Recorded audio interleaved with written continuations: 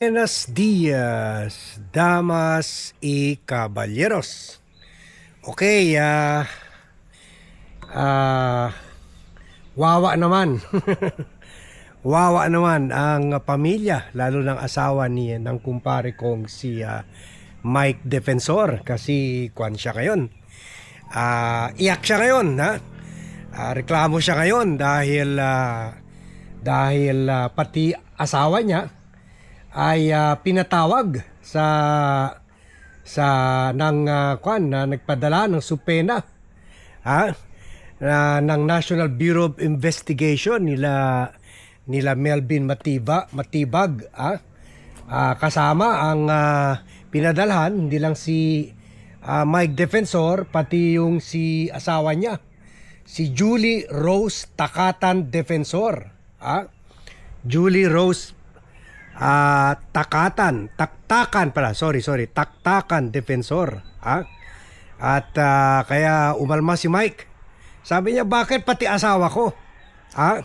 Sabi niya dito sa post niya kahapon sa Facebook niya, page niya, ang paglabas ng supena ng National Bureau of Investigation kaugnay ng press conference ng tinaguriang Brave 18 ay lubhang nakakabahala. Sa halip na tutukan ang mabibigat na aligasyon ng korupsyon na ibinunyag ng mga dating sundalo kabilang ang umano'y pagde-deliver ng malaking halaga ng pera sa mga opisyal ng gobyerno, tila mas pinagtutuunan pa ang pansin ng NBI ang kredibilidad ng mga sundalo, ang press conference at ang mga taong tumulong upang mailabas sa publiko ang kanilang mga pahayag. Ang tanong ay simple: totoo ba o hindi ang mga aligasyon ng korupsyon? Yon ang dapat imbestigahan. Mas nakakabahala ang pagsama sa supena ng aking asawa na si Julie Defensor. Wala siyang anumang kinalaman sa aming pagsuporta kina Levy Baligot at mga sundalong naglakas loob magsalita. Ang pagdawit sa kanya ay malinaw na pananakot at panggigipit. Kung seryoso ang otoridad sa paghahanap ng katotohanan, dapat nilang imbestigahan ang mga aligasyon ng korupsyon. Hindi ang mga taong naglakas loob magsiwalat nito. Karapatan ng mamamayang Pilipino na malaman ang katotohanan tungkol sa paglustay at pagnanakaw sa pondo ng bayan. Ayan, sige, Sige, Mike, nabasa na natin yung pahayag ng kumpare ko, si Mike Defensor. Ngayon, magkokomento naman tayo kung ihaba ko lang itong ganito. Ayan. Magkokomento naman tayo kung tama ba ito o hindi ba tama ito, daanin muna natin yung maganda kong orchid. Ayan, marami yan, pero ito mulberry tree ito, okay, okay, so yan, gulo dito kasi may construction na ginagawa sa roof namin, sa kitchen at sa garahe. Okay, so siyempre nakakabahala naman talaga, pati kung asawa mo, pag ganun rin sitwasyon ni Suntay ngayon, pati asawa at pamilya na naipit sa kahiyan ni Bong Suntay. So, di ba, may vlog tayo na lahat ng mga nalilink kay nakakasira-sira, pati yung pamilya na lahat ng nalilink kay Sara Duterte. So ganun na rin itong kumpare kong si Mike. Pero tama ba na isama siya sa pati asawa niya? Well, only the NBI can say that, kasi siguro may basehan sila, siguro may baka yung sasakyan na ginamit ay sasakyan ng asawa na si Julie. Taktakan, defensor.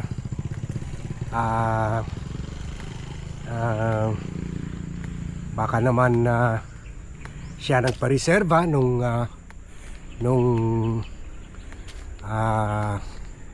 class na restaurant kung saan gumanap yung presscon, yung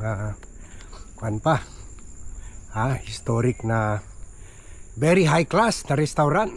Kumbaga, akala mo mga Marines walang pera. May pera pala.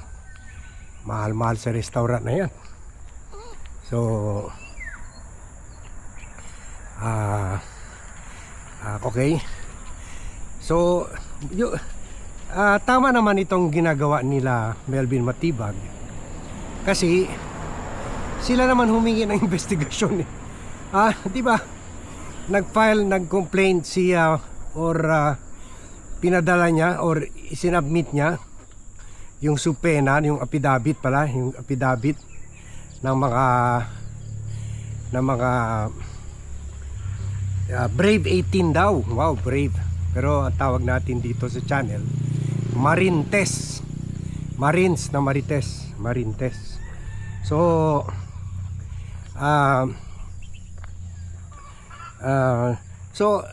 siya mismo ang humingi sa ombudsman. At itong ombudsman, obviously, according to Melvin Matibag, in-empower sila to pursue the investigation. So, syempre, tama rin naman. Saan ba magsimula investigation? Syempre, magsimula doon sa kwan. Doon sa kung sino man ang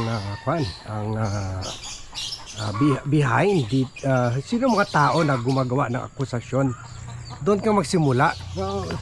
Sinabi naman ni Melvin Matibag, iimbestigahan nila itong mga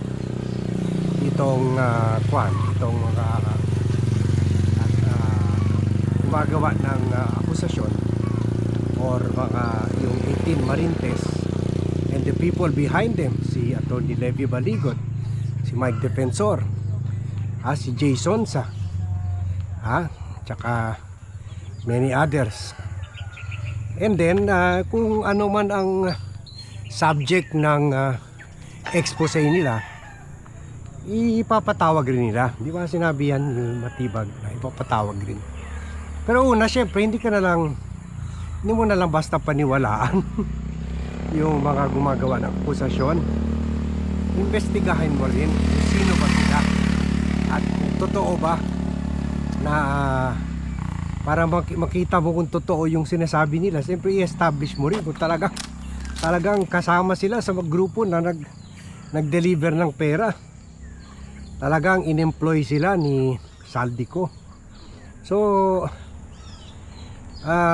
kwan naman ito, this is just the right thing to do. Hindi naman tayo lawyer or NBI investigator, pero tama lang man yan na unahin mo muna, alamin mo muna if those making the accusations are really the persons or the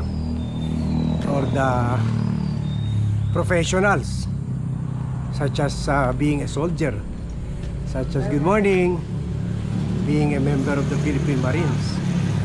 So establish mo muna kung totoo ba yan, kung nandun ba talaga sila. Kasi di ba sabi nga, 4 daw ay hindi talagang member ng Philippine Marines. 4 daw ay fake. Fake na Marines. So yan,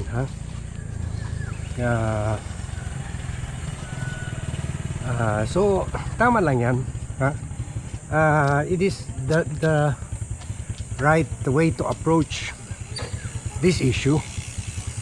Bakit ito si Mike? Siyempre, kahit sino naman, basta asawa o pamilya mo nang involved, kahit si Bat naman siguro, basta asawa o pamilya na involved, ibang usapan na yan. Pero Mike should have known very serious ito mga accusation niya. So he should have known there will be consequence. Parang itong si Suntay, ha? Or bobo talaga siya, hindi niya alam. Ganun mangyayari. Baka akala niya yung buong bansa bastos pa rin. So yun ang issue dyan, ha? Kaya Mike, no more tears Mike. No more tears. Ha? Tago na daw mga Marines. So baka yun iniiyakan ni Mike, ha? Nagtago na pagkatapos siya pati asawa niya na invite. So kung wala naman talagang problema dyan, hindi naman totoo na involve ang asawa tulad sinasabi ni Mike, di wala namang problema. Yun lang problema kasi itong si Judith Taktakan, several years ago, many years ago, na-involve ito yung sa multi-level niya, na-issue ito sa multi-level, big multi-level company yun. Ewan ko kung existing pa ngayon. So yun lang, baka may mga kaso ito, may mga kwan ito, criminal cases naharap,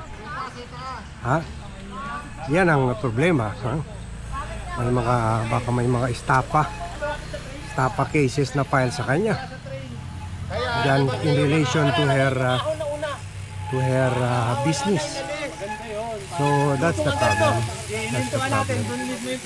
So yan, ito kasi lugar namin ay known as the biking capital of the Philippines. Sayang lang nga kasi meron ako sleep disc problem at meron din ako neck pinch nerve problem. Hindi na ako nakakapag-bike. Pero yung anak ko addict sa bike. Ako hindi na rin nakakapag-golf because of those problems. So eto, lakad na lang tayo.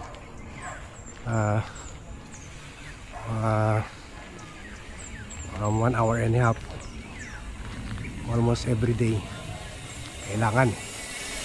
So yan, kaya maraming bike dyan. In fact bukas may more than 1,000 bikers pupunta rito for the annual 7-Eleven international biking competition. Kasi ito nga lugar namin, 700 hectares ito. Ang occupied pa lang or na-develop ay mga 100 hectares with 7 subdivisions. So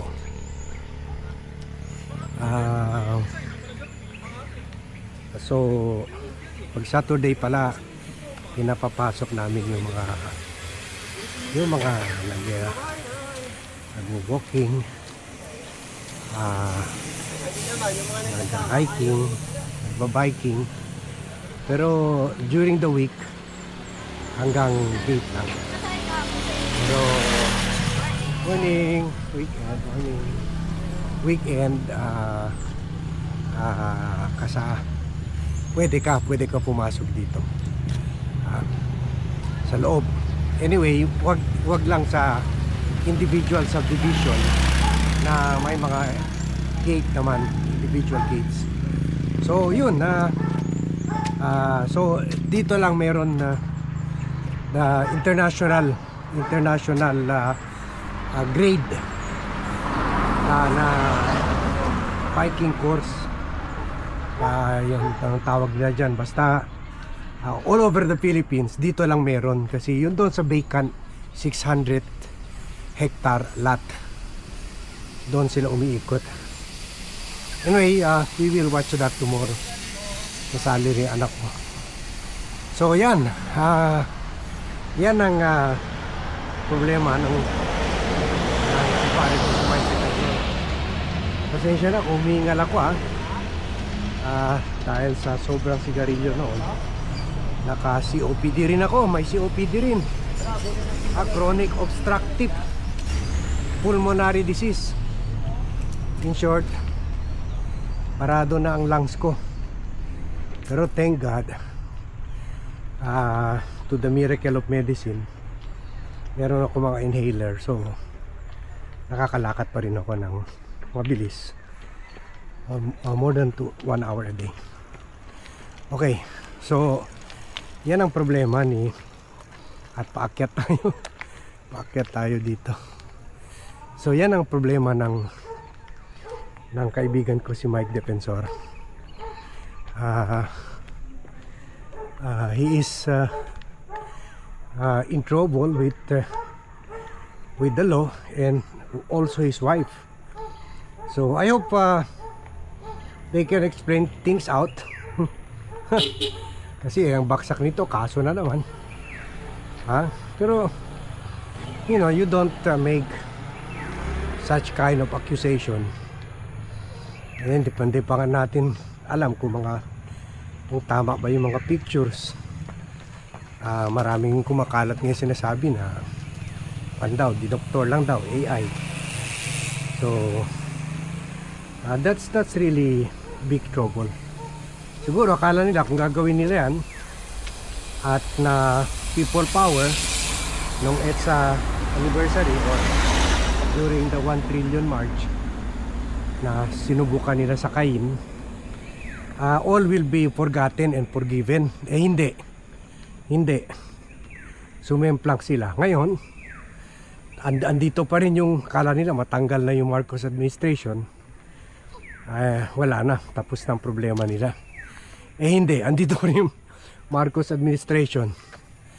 Andyan pa rin si Ombudsman Remulla. Andyan pa rin